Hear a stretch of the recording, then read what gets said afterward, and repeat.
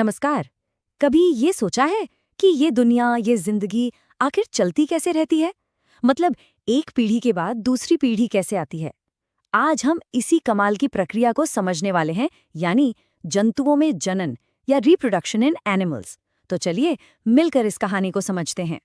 और आज का हमारा सबसे बड़ा सवाल यही है। जरा सोचकर देखिए, कैसे सिर्फ एक कोशिका मतलब एक सिंगल सेल एक पूरा का पूरा जीता जागता जीव बन जाती है। सुनने में तो ये किसी जादू जैसा लगता है ना? तो आइए आज इसी जादू के पीछे का विज्ञान समझते हैं। इस सवाल का जवाब ढूंढने के लिए हमारा सफर कुछ ऐसा रहेगा। सबसे पहले हम जानेंगे कि जनन आखिर है क्या, फिर इसके दो मुख्य तरीकों को देखेंगे। उसके बाद बात होगी जीवन की पहली चिंगारी यानी निषेचन की।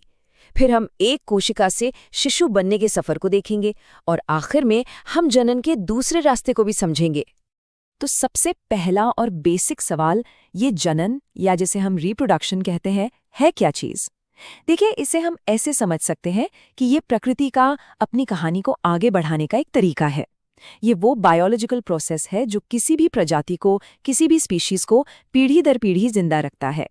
बिल्कुल, इसका सबसे बड़ा मकसद ही यही है, निरंतरता बनाए रखना यानी कंटिन्यूएशन। एक पीढ़ी से दूसरी पीढ़ी तक जीवन का सिलसिला चलता रहे, बस यही इस पूरी प्रक्रिया का सार है। अच्छा, तो ये निरंतरता, ये कंटिन्यूएशन आखिर होता कैसे है? प्रकृति ने इसके लिए आप कह सकते हैं दो मेन रास्ते बनाए हैं।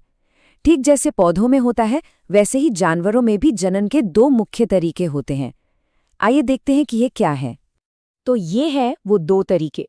एक तरफ है लैंगिक जनन यानी सेक्सुअल रिप्रोडक्शन। इसमें दो पेरेंट्स की जरूरत होती है, एक मेल और एक फीमेल, और जो बच्चा होता है उसमें दोनों के गुण आते हैं।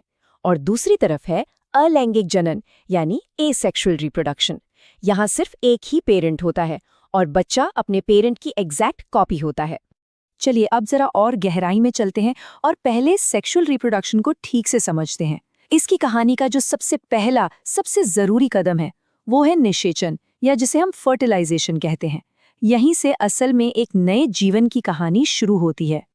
तो ये फर्टिलाइजेशन या निषेचन है क्या? सिंपल भाषा में कहें तो जब मेल गैमीट यानी शुक्राणु या स्पर्म और फीमेल गमीट यानी अंडाणु या ओवम आपस में मिलते हैं या फ्यूज होते हैं, बस इसी प्रोसेस को निषेचन कहते हैं। यही वो पल है जब एक नई जिंदगी की नींव रखी जाती है।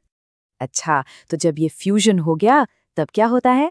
तब बनती है एक सिंगल सेल, एक अकेली कोशिका, और इसी को हम कहते हैं युग्मनज या जाइगोट। और कमाल की बात यह है कि यही जाइगोट किसी भी नए जीव की सबसे पहली कोशिका होती है।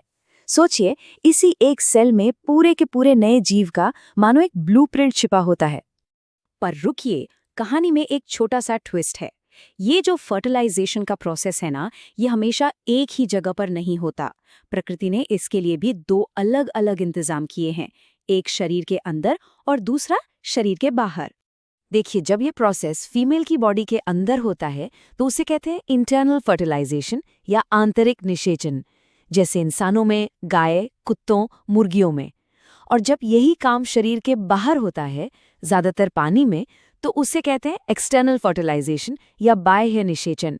मेंढक, मछली, स्टारफिश, ये सब इसके बेहतरीन उदाहरण हैं। अब इसे एक उदाहरण से समझते हैं। ये जो मेंढक के अंडे दिख रहे हैं ना पानी में, ये एक्सटर्नल फर्टिलाइजेशन का एक परफेक्ट एग्जाम्पल है। होता क्या है कि फीमेल फ्रॉग पानी में सैकड़ों अंडे दे देती है और फिर मेल फ्रॉग आता है और उन पर अपने स्पर्म्स छोड़ देता है। फिर ये स्पर्म्स पानी में तैरते हुए अंडों तक पहुंचते हैं और फर्टिलाइजेशन हो जाता है। सब कुछ शरीर के बाहर, प्रकृति की गोद में। तो ठीक है, फर्टिलाइजेशन हो गया, जाइगोट बन गया, मतलब जीवन की पहली सेल तैयार है। पर अब आगे क्या? यहीं से तो असली सफर शुरू होता है, एक कोशिका से एक पूरे जीव में बदलने का। तो देखिए, ये सफर मोटे तौर पर 3 स्टेप्स में होता है। स्टेप 1, वो जो सिंगल सेल था ना, जाइगोट, वो तेजी से डिवाइड होना शुरू होता है। 1 से 2, 2 से 4 और सेल्स की एक बॉल जैसी बन जाती है। स्टेप 2, अब इसे हम कहते हैं एम्ब्रियो या भ्रूण।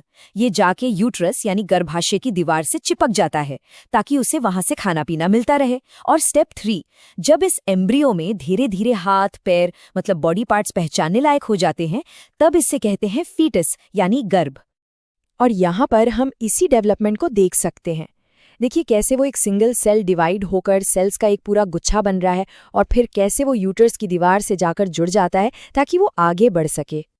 तो ये तो हुई सेक्सुअल रिप्रोडक्शन की बात, लेकिन याद है शुरू में हमने कहा था कि एक और तरीका भी है। जी हाँ, एसेक्सुअल रिप्रोडक्शन या अलैंगिक जनन, जहाँ कहानी में सिर्फ एक ही कैरेक्टर है, एक ही पेरेंट। इसका एक बहुत कॉमन मेथड है जिसे कहते हैं बाइनरी फिशन या द्विखंडन। इसमें क्या होता है कि एक सिंगल सेल वाला जीव जैसे कि अमीबा बस बीच से दो में बट जाता है और हो गए दो नए जीव तैयार। अमीबा में ये प्रोसेस बहुत ही सिंपल है। देखिए, सबसे पहले उसका न्यूक्लियस यानी केंद्रक दो में डिवाइड होता है, फिर उसका बाकी का सेल भी दो हिस्सों में बट जाता है और बस हो गया, एक पेरेंट अमीबा से दो बिल्कुल आइडेंटिकल हूबहू कॉपी डॉटर अमीबा बन जाते हैं। तो चलिए फटाफट से रिकैप करते हैं कि आज हमने क्या क्या सीखा। सबसे जरूरी बात, रिप्रोडक्शन जिंदगी को आगे बढ़ाने का तरीका है। इसके दो मेन टाइप हैं, सेक्सुअल जिसमें दो पेरेंट्स होते हैं और बच्चे में दोनों की गुण आते हैं, और एसेक्सुअल जिसमें एक ही पेरेंट होता है और बच्चा उसकी एग्जैक्ट कॉपी होता है। हमने ये भी देखा कि फर्टिलाइजेशन से बनता है जाइगोट, जो कि लाइफ का पहला सेल है, और फिर यही जाइगोट डेवलप होकर एम्ब्रियो और फिर फीटस बनता है। तो जाते जाते बस एक सवाल, चाहे तरीका कोई भी हो, दो पेरेंट्स का मिलना हो या एक का दो में बट जाना, है ना ये कमाल की बात कि कैसे एक नया जीवन शुरू होता है। शायद ये हमारी पृथ्वी पर होने वाली सबसे शानदार प्रक्रियाओं में से एक है। इस पर सोचिएगा जरूर। मिलते हैं अगली बार।